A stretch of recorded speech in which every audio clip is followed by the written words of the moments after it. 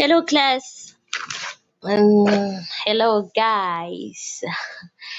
This is class number 37. So, let's start.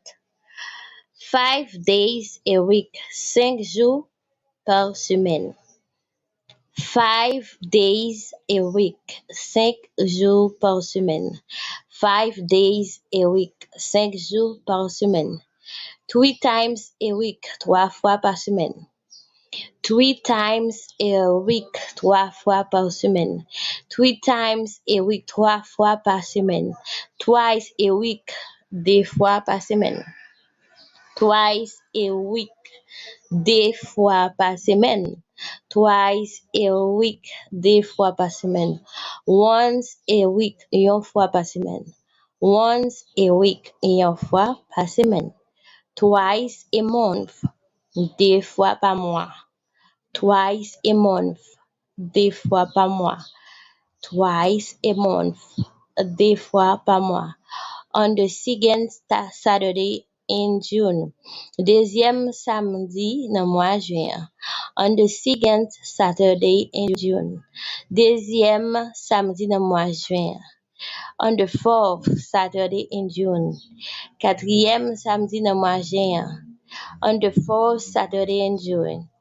Quatrième samedi dans mois juin. I go swimming twice a month. Moi al nager 2 fois par mois. I go swimming twice a month. Moi al nager 2 fois par mois.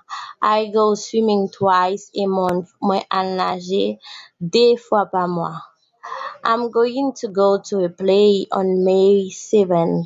Moi pral gade yon jouet et yon match moi et 7 May. I'm going to go to a play on May 7th. M'pral gade yon match 7 May. I'm going to go to a play on May 7th. M'pral gade yon match le 7 May. 5 days, 5 jours. 5 days, 5 jours. 5 days, 5 jours. Twice, 2 fois. Twice, 2 fois. 3 times, 3 fois. 3 times, 3 fois. I'm going to go dancing on the first Friday in December. M'pral danser premier vendredi dans mois décembre nan. I'm going to go dancing on the first Friday in December. M'pral danser premier vendredi dans mois décembre nan. I'm going to go dancing on the first Friday in December. M'pral danser premier vendredi dans mois décembre nan. I am an electrician. Moi son électricien. I am an electrician. Moi c'est un électricien. I am an electrician. Moi c'est un électricien. I can paint. Moi ka peine. I can paint. Moi ka peine. I can paint. Moi ka peine.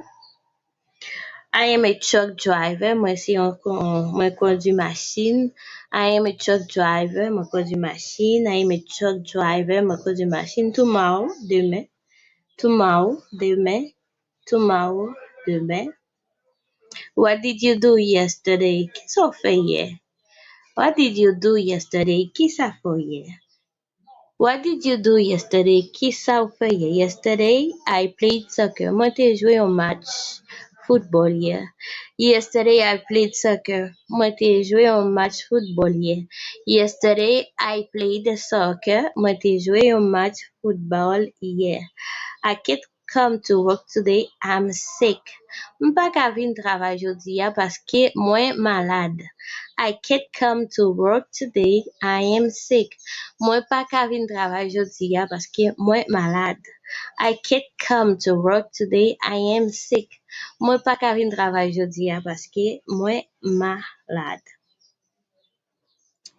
What do you like to do in your free time? Ki son reme fe nan tan libre? What do you like to do in your free time? Ki son reme fe nan tan libre? What do you like to do in your free time?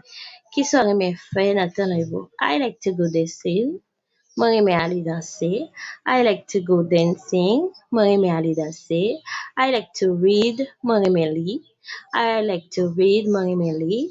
I like talking on the phone. Mwen reme pale nan telefon. I like watching a movie. Moi reme gade yon film. I like watching movie. Moi reme gade film. I like watching movie. Moi reme gade film. Okay, guys, that was all for today. See you on the next video. Don't forget to